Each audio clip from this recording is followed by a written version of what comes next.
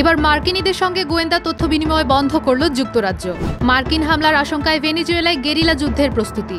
জাপোরিঝিয়ায় রুশ আক্রমণে পিছু হটছে ইউক্রেনীয়রা, রণক্ষেত্রে বড় অগ্রগতি মস্কোর। আমরা যুদ্ধাবস্থায় আছি, ইসলামাবাদে বিস্ফোরণের পর ভারতকে দায়ী করল পাকিস্তান।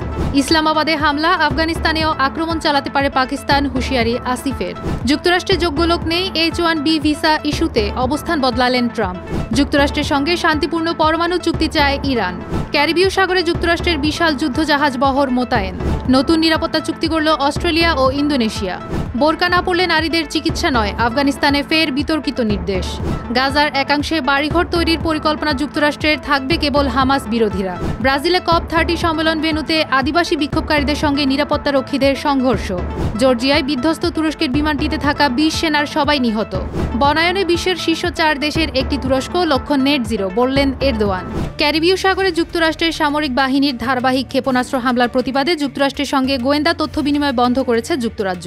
মাদক বিরোধী অভিযানের আড়ালে হওয়া এসব হামলা আন্তর্জাতিক আইন লঙ্ঘন করেছে বলে যুক্তরাজ্য দাবি করেছে। বহু বছর ধরে যুক্তরাজ্য ক্যারিবীয় অঞ্চলের নেটওয়ার্কের মাধ্যমে মার্কিন বাহিনীকে নৌযানের অবস্থান জানাতো, যা হামলায় ব্যবহার হওয়ার আশঙ্কা দেখা দিয়েছে। জাতিসংঘের মানবাধিকার প্রধানও এই হামলাকে বিচার বহির্ভূত হত্যাকাণ্ড আখ্যা দিয়েছেন। কানাডা ও কলম্বিয়াও যুক্তরাষ্ট্রের সঙ্গে গোয়েন্দা সহযোগিতা সীমিত করেছে। বিশেষজ্ঞরা বলছেন, অনেক নৌযান স্থির অবস্থায় ছিল, তাই হামলা আন্তর্জাতিক আইনের দৃষ্টিতে অগ্রহণযোগ্য। পেন্টাগন এখনও এ বিষয়ে মন্তব্য করেনি। মার্কিন হামলার সম্ভাব্য প্রতিক্রিয়ায় গেরিলা কৌশল গ্রহণের পরিকল্পনা করছে ভেনেজুয়েলা। এই কৌশলের প্রস্তুতির অংশ হিসেবে ভেনেজুয়েলা সরকার এরই মধ্যে পুরনো রুশ সামরিক সরঞ্জাম মোতায়েন শুরু করেছে। বিশ্লেষকেরা এই পদক্ষেপকে দক্ষিণ আমেরিকার দেশটির সামরিক জনবল ও সরঞ্জামের ঘাটতির এক নীরব স্বীকারোক্তি বলে মনে করছেন। পুরনো রুশ অস্ত্র মোতায়েন করে প্রস্তুতি শুরু হলেও দেশটির সামরিক শক্তি সীমিত। প্রেসিডেন্ট নিকোলাস মাদুরো বলেছেন, 80 লাখ নাগরিক মিলিশিয়ায় প্রশিক্ষণ নিচ্ছেন দেশ রক্ষার জন্য। সেনাবাহিনী 60,000 সদস্য গেরিলা কৌশলের মূল বাহিনী হিসেবে থাকবেন, তবে সরঞ্জামের অধিকাংশই পুরনো। রাশিয়ার সুখোই জেট, হেলিকপ্টার ও কাঁধে বহনযোগ্য ক্ষেপণাস্ত্র রয়েছে। ইউক্রেন যুদ্ধে দীর্ঘদিন স্থবির অবস্থার পর রাশিয়া কিছু এলাকায় অগ্রগতি দেখাচ্ছে। দক্ষিণ পূর্ব জাপোরিঝিয়ায় রুশ হামলার মুখে ইউক্রেনীয় সেনারা 5টি গ্রাম থেকে সরে এসেছে। ইউক্রেনের শীর্ষ সেনাপ্রধান স্বীকার করেছেন, সেখানের অবস্থা আশঙ্কাজনকভাবে খারাপ। রুশ বাহিনী পোক্রোভস্ক ও কুপিয়ান্স্কেও কিছু অগ্রসর হয়েছে। ঘন কুয়াশার সুযোগ নিয়ে অবস্থানের মধ্য দিয়ে ঢুকে পড়েছে। প্রতিরক্ষা কাঠামোর ব্যাপক ক্ষয় ও প্রায় 2000 গোলাবর্ষণের পর সেনারা পিছু হটছে বলে জানায় তারা। তবে ইউক্রেনের সেনাপ্রধান জানান, রুশ বাহিনীও বড় ক্ষয়ক্ষতির মুখে। প্রেসিডেন্ট জেলেন্সকি বলছেন, কুপিয়ান্স্কে কিছু সাফল্য আছে, কিন্তু পোক্রোভস্ক ও জাপোরিঝিয়ার পরিস্থিতি এখনও কঠিন। পাকিস্তানের রাজধানী ইসলামাবাদের আত্মঘাতী বোমা হামলার ঘটনায় দেশটির প্রধানমন্ত্রী শেহবাজ শরীফ ভারত সমর্থিত গোষ্ঠীগুলোর সম্পৃক্ততার অভিযোগ তুলেছেন। তিনি বলেন, ভারতের প্রক্সি গোষ্ঠী পাকিস্তানের নিরস্ত্র নাগরিকদের উপর হামলা চালাচ্ছে, যা অত্যন্ত নিন্দনীয়। একই দিনে দেশটির প্রতিরক্ষামন্ত্রী খাজা আসিফ ঘোষণা করেছেন, পাকিস্তান এখন যুদ্ধাবস্থায় রয়েছে। তবে পাকিস্তান কাদের সঙ্গে যুদ্ধাবস্থায় আছে তা সরাসরি উল্লেখ না করে আসিফ ইঙ্গিত দেন, পাকিস্তানি তালিবান বা তেহরিক-ই-তালেবান পাকিস্তান এই হামলার দায় স্বীকার করার পর আফগানিস্তানের তালেবান শাসনের প্রতি ইসলামাবাদের ধৈর্য ফুরিয়ে যাচ্ছে। পাকিস্তান টিটিপিকে আশ্রয় দেওয়ার জন্য আফগান তালেবানকে দায়ী করে, যদিও কাবুল এই দাবি অস্বীকার করে। ইসলামাবাদ এবং দক্ষিণ ওয়াজিরিস্তানে সাম্প্রতিক হামলার পর পাক প্রতিরক্ষামন্ত্রী খাজা আসিফ সতর্ক করে বলেছেন, পাকিস্তান আফগানিস্তানের অভ্যন্তরে হামলা চালাতে পারে। পাশাপাশি সহিংসতার পিছনে সশস্ত্র গোষ্ঠীদের আশ্রয় দেওয়ার জন্য আফগান তালেবান শাসনের নিন্দা করেন। ইসলামাবাদে তার কার্যালয়ে তিনি বলেন, দক্ষিণ ওয়াজিরিস্তানের ক্যাডেট কলেজ ওয়ানা এবং ইসলামাবাদের আদালতের বাইরে হামলা দেশের নিরাপত্তার জন্য বড় হুমকি। এদিকে ইসলামাবাদে হামলার ঘটনায় দুঃখ প্রকাশ করে আফগান তালেবান সরকার। আসিফ এই নিন্দা প্রত্যাখ্যান করে বলেন, এ ধরনের দুঃখ প্রকাশকে আন্তরিকতার প্রমাণ হিসেবে গ্রহণ করা যায় না। তিনি বলেন, আফগান তালেবানদের আশ্রয়প্রাপ্তরা বারবার আমাদের উপর আক্রমণ করছে।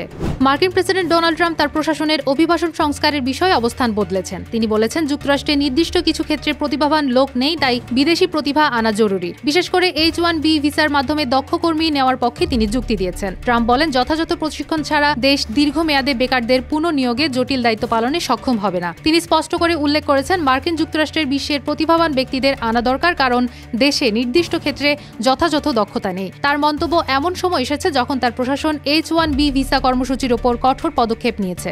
যুক্তরাষ্ট্রের সঙ্গে শান্তিপূর্ণ পারমাণবিক চুক্তি করতে আগ্রহী ইরান, তবে জাতীয় নিরাপত্তা ও সার্বভৌমত্বের প্রশ্নে কোনো ছাড় দেবে না দেশটি। আবুধাবির এক কূটনৈতিক ফোরামে এমনটা জানিয়েছেন ইরানের উপপররাষ্ট্রমন্ত্রী সাইদ খতিবজাদে। তিনি বলেন, যুক্তরাষ্ট্র তৃতীয় দেশের মাধ্যমে পরস্পর বিরোধী বার্তা পাঠাচ্ছে, যা আলোচনার পরিবেশ জটিল করছে। খতিবজাদে আরও জানান, জুনে ইসরায়েলি হামলার কারণে আলোচনার পথ বন্ধ হয়ে গেলেও তেহরান এখনও আলোচনা চালানোর জন্য প্রস্তুত। 2015 সালে তৎকালীন প্রেসিডেন্ট বারাক ওবামার উদ্যোগে চুক্তি হলেও ট্রাম্প 2018 সালে তা থেকে যুক্তরাষ্ট্রকে প্রত্যাহার করেন। দ্বিতীয় মেয়াদে প্রেসিডেন্ট নির্বাচিত হওয়ার পর নতুন করে পরমাণু চুক্তির জন্য ইরানের ওপর চাপ সৃষ্টি করে ডোনাল্ড ট্রাম্প প্রশাসন। চাপের মুখে ওয়াশিংটনের সঙ্গে পরোক্ষ পরমাণু আলোচনায় সম্মত হয় তেহরান।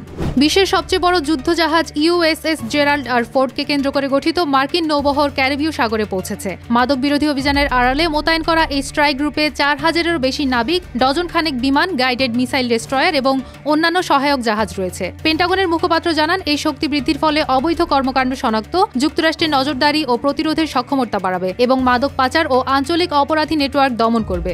গত মাসে যুক্তরাষ্ট্র ক্যারিবীয় ও পূর্ব প্রশান্ত মহাসাগরে মাদকবাহী নৌযানের ওপর অন্তত 19টি হামলা চালিয়ে 76 জনকে নিহত করেছে। ভেনেজুয়েলার প্রেসিডেন্ট মাদুরো যুক্তরাষ্ট্রের উপর সংকট সৃষ্টি এবং সরকার উৎখাতের চেষ্টা করার অভিযোগ এনেছেন।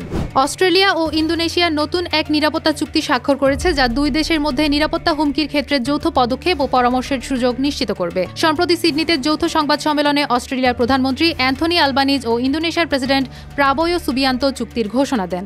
আলবানিজ বলেন, দুই দেশের মধ্যে কোনো একটি নিরাপত্তা হুমকি দেখা দিলে একক বা যৌথ পদক্ষেপ নেওয়া হবে। সুবিয়ান্তো বলেন, প্রতিরক্ষা ও নিরাপত্তা সহযোগিতা জোরদার করা এই চুক্তির মূল লক্ষ্য। নতুন চুক্তিতে নিয়মিত নিরাপত্তা সংলাপের অঙ্গীকারও রাখা হয়েছে। অস্ট্রেলিয়া ও ইন্দোনেশিয়ার মধ্যে প্রথম নিরাপত্তা চুক্তি স্বাক্ষরিত হয়েছিল প্রায় 30 বছর আগে। নতুন এই চুক্তি দুই দেশের সম্পর্ককে নতুন মাত্রা দেবে বলে মনে করা হচ্ছে। আফগানিস্তানের পশ্চিমাঞ্চলীয় শহর হেরাতে নারী রোগী, সেবিকা ও কর্মীদের হাসপাতালে প্রবেশের আগে বোরকা পরার নির্দেশ দিয়েছে কট্টর উগ্রপন্থী গোষ্ঠী তালেবান প্রশাসন।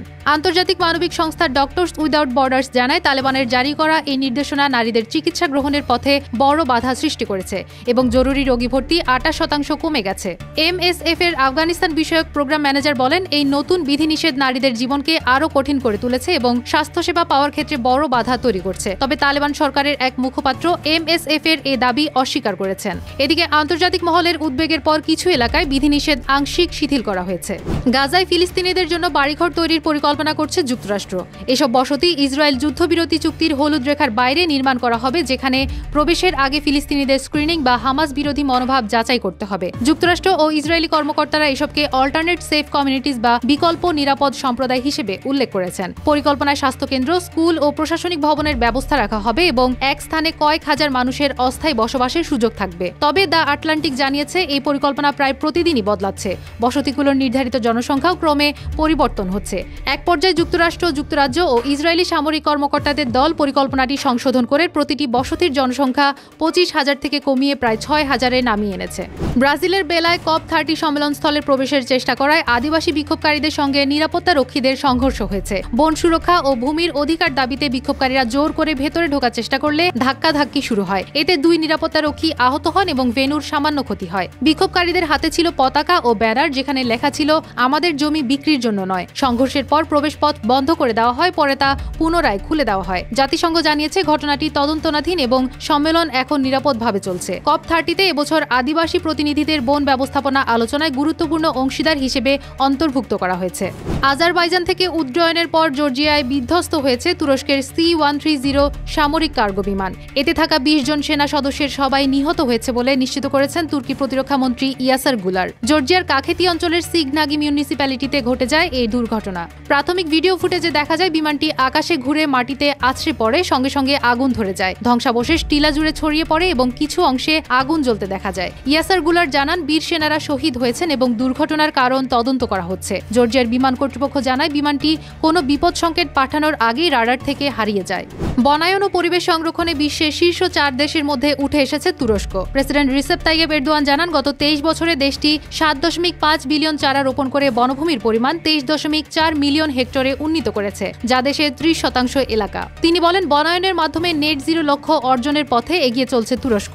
জাতীয় বন দিবসে তিনি উল্লেখ করেন, আমি সবসময় বলি, আমরা এমন একটা ধর্মের অংশ যারা বলে, যদি জানো যে পৃথিবী আগামীকাল শেষ হবে, তবুও হাতে থাকা চারা রোপণ করো। এরদোয়ান বলেন, তুরস্ক 2020 সালে বিশ্বে বনায়নের ক্ষেত্রে 6ষ্ঠ স্থানে ছিল এবং 2025 সালে এটি 4র্থ স্থানে উন্নীত হয়েছে। এছাড়া বার্ষিক বনায়নের পরিমাণের দিক থেকে তুরস্ক 3য় স্থানে উঠে এসেছে বলেও উল্লেখ করেন তিনি।